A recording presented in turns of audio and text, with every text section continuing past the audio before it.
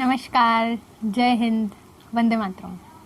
तो पिछली बार हम लोगों ने देख लिया था कि जो हैंड लेबर है, ठीक है, इंडस्ट्रीज़ के आने के कारण क्या हैंड लेबर पूरी तरह ख़त्म हो गया था क्या?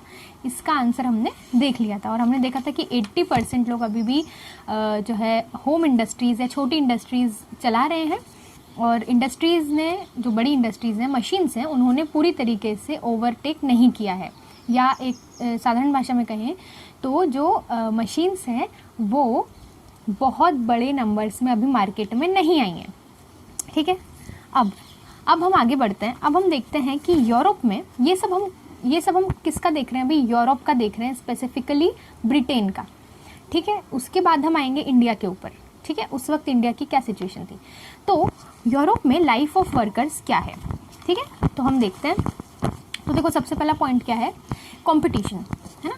तो जो वर्कर्स हैं उनकी लाइफ कैसी है? More labourers wanted the same job, ठीक है।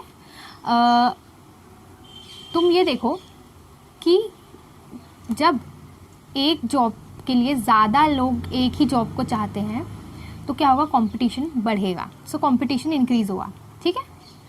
Hundreds of people move from countryside to cities. Countryside में पहले ही बता चुकी हूँ कि जो रूरल एरियाज़ है उसको कंट्री साइड के नाम से ब्रिटेन में या यूरोप में कहा जाता है। तो गांव से बहुत सारे लोग शहरों की तरफ जाने लगे। Job getting depended on your relations, friendship in industry. तो ये तो तुमने भी देखा होगा, जिसको हम नेपोटिज्म कहते हैं या भाई भतीजावाद कहते हैं, है ना। कि अगर तुम्हारी कोई पहचान का है, मान लो कोई सी इंडस्ट्री है, वहाँ पे तुम्हारा कोई पहचान का दोस्त है या भाई है या कोई भी रिलेशन में, तो तुम उसको बोलोगे कि भाई यार मेरी नौकरी दिलवा दे यार, थोड़ा देख ले यार मेरा। तो वो क्या करेगा? वो वहाँ पे बॉस से बात करेगा, वो बताएगा मेरे पहचान का है और फिर वो नौकरी दिलाएगा। सो जॉब गेटिंग किस पे डिपेंड करता था मेनली उस वक्त? रिलेशंस या फ्रेंडशिप के आधार पर, ठीक है। They waited for weeks to get a job, spent night under bridges in refugees etcetera. तो इतनी ज़्यादा डिमांड बढ़ गई थी सिटीज़ में जॉब्स की, क्योंकि हमने देखा था क्यों बढ़ गई थी डिमांड जॉब्स की। सबसे पहला जो टॉपिक हमने देखा था कि जो छोटे मर्चेंट्स थे उन्होंने कॉमन्स जो एरिया था उसमें अपना अधिकार जमाने लग गए थे। वो तो जो गांव के लोग थे उनको शहरों की तरफ पैसा कमाने के लिए आना पड़ रहा था। ये याद रखना, ठीक है। सभी चीज़ों को लिंक करना है। तो इतनी ज़्यादा कंपटीशन बढ़ गई थी कि उन लोगों को कई बार जो लोग थे उनको हफ्तों तक वेट करना पड़ता था, ठीक है। रहने खाने का ठिकाना नहीं था, इसलिए ब्रिजेस के नीचे बैठ के जो है काम चलाना पड़ रहा था, ठीक है। Seasonality of work, second point क्या है?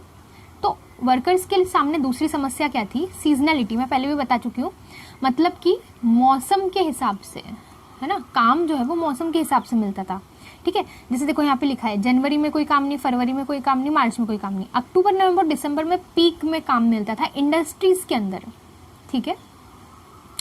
तो after season was over there was no work again. तो भाई अक्टूबर, नवंबर, दिसंबर जब सीजन पीक पे होता था और इंडस्ट्रीज सबसे ज़्यादा काम कर रही होती थी, तब वर्कर्स को काम मिल जाता था। उसके बाद फिर से काम ठप पड़ जाता था, ठीक है।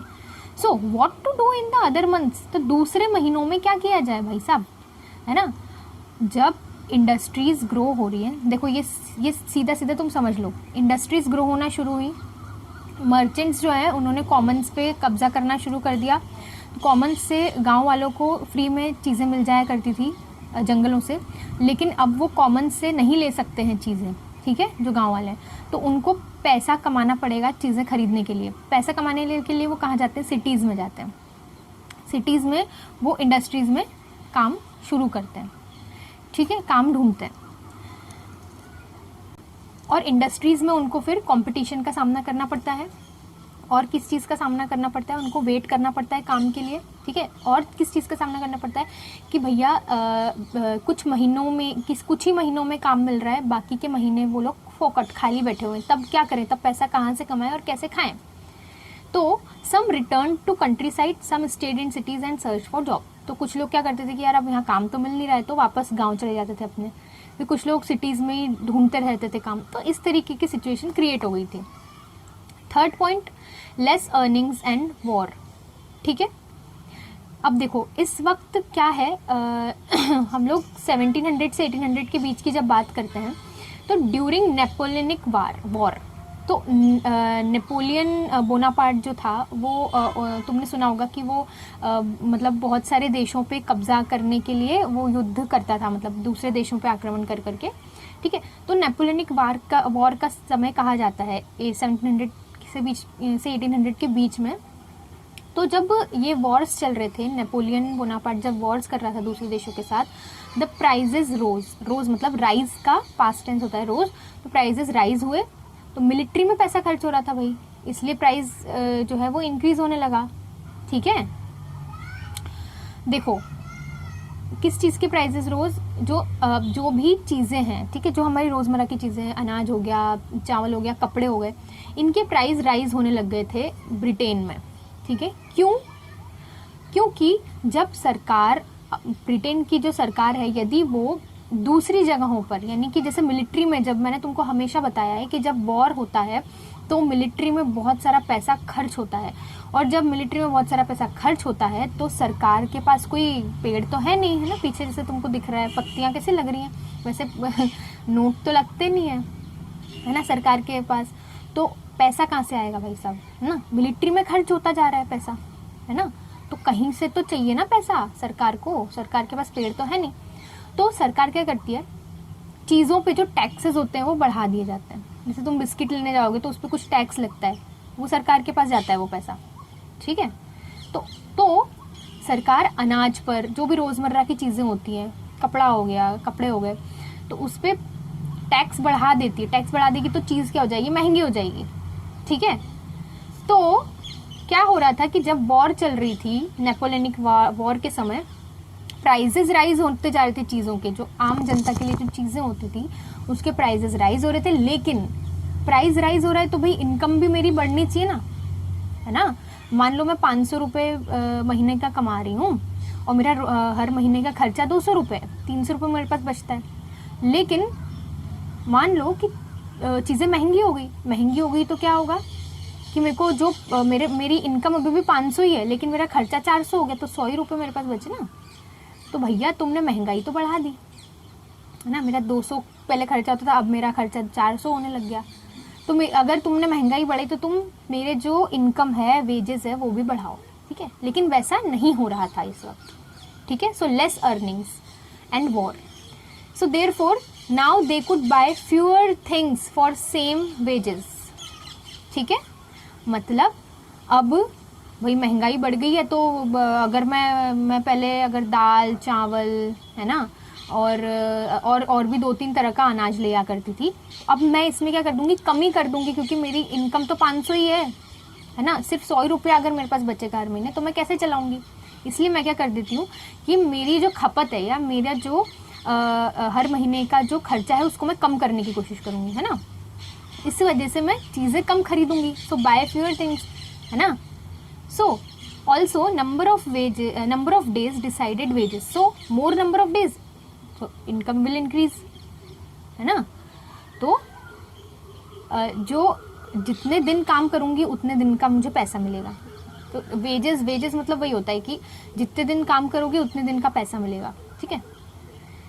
So a large number of population in the cities was extremely poor because of unemployment, क्योंकि ऑलरेडी इंडस्ट्रीज़ में भी काम नहीं मिल रहा है, ठीक है, अनएम्प्लॉयमेंट बढ़ी हुई है इस वजह से, ठीक है। और ऊपर से जो है वॉर के कारण जो प्राइजेज़ हैं वो, मतलब महंगाई जो है वो बढ़ गई है इस, और मेरी इनकम नहीं बढ़ी है, लेकिन ठीक है, तो मैं चीज़ें कम खरीद पा रही हूँ, ठीक है, और केवल कुछ ही दिन में काम कर पा रही हूँ, तो अर्निंग मेरी कम हो रही है, ठीक है, और अनएम्प्लॉयमेंट इस वजह से बढ़ती जा रही थी। 4th पॉइंट क्या है, अटैक्स ऑन मशीन्स, MC मतलब मशीन्स, ठीक है। So when machines come sometimes it removes the necessity of hand labour. Example spinning jenny, side में तुमको पिक्चर दिख रही होगी। जब मशीन्स आ जाती हैं तो हैंड लेबर की रिक्वायरमेंट कम होने लगती है, हम देख चुके हैं, जैसे स्पिनिंग जेनी थी, ठीक है। So when spinning jenny came in the market, women surviving and working on hand spinning began attacking on machines. तो जब स्पिनिंग जेनी आई थी, शायद तुम्हारी किताब में भी उसकी पिक्चर होगी, तो जब स्पिनिंग जेनी आई थी तो उसने इतना ज़्यादा वो फेमस हो गई स्पिनिंग जेनी मशीन कि हैंड लेबर की ज़रूरत नहीं रह गई, ठीक है। तो जब स्पिनिंग जेनी फेमस होने लगी तो जो लोग हैंड लेबर से अपना यानी काम चलाते थे और जिनकी कमाई ही जो है हैंड स्पिनिंग से होती थी, हैंड स्पिनिंग मतलब हाथ से बुनाई करना, ठीक है। तो उन लोगों ने अटैक करना शुरू कर दिया उस मशीन के ऊपर। क्यों? क्योंकि वो मशीन उनकी एम्प्लॉयमेंट छीन रही थी, उनकी रोज़गार छीन रही थी ना, ठीक है। So why? Because these machines introduce unemployment hence poverty. तो उनकी कमाई का साधन छीन गया। एक मशीन जो है वो लाखों लोगों का जो है एम्प्लॉयमेंट छीन लेती है। क्यों? क्योंकि वो हैंड लेबर की रिक्वायरमेंट को ख़त्म कर देती है, ठीक है। सो हुआ ये कि हमने पिछली बार देखा था कि 1760 से लेके 1800 तक जो है मशीन्स उतने बड़ा पैमाने पर ग्रो नहीं की थी, लेकिन 1800 के बाद, जैसे कि तुम्हारी किताब में लिखा है, after the 1840s building activity intensified, है ना। मतलब कि बिल्डिंग यानी कि रोड्स बनना शुरू हो गई, उसमें भी मशीन्स लगती है, ठीक है। फिर नए रेलवे स्टेशंस बन रहे थे, रेलवे लाइंस पुटअप हो रही थी, ठीक है। टनल्स जो है जो ये बोलते हैं ना अपन, नहरें, वो बन रही थी, ठीक है। फिर सीवर्स बन रहे थे, ठीक है। तो इस वजह से इंडस्ट्रीज़ जो है, number of workers employed in the transport industry began to double in 1840s। तो जो लोग ट्रांसपोर्टेशन इंडस्ट्री, यानी कि ट्रांसपोर्टेशन इंडस्ट्री मतलब कि रेलवे से लेके, रोड्स बनाने से लेके, ठीक है, ब्रिजेस बनाना, ये सब जितना भी काम था, इसमें जो वर्कर्स लगे हुए थे उनकी संख्या डबल हो गई पहले के मुकाबले 1840s में। और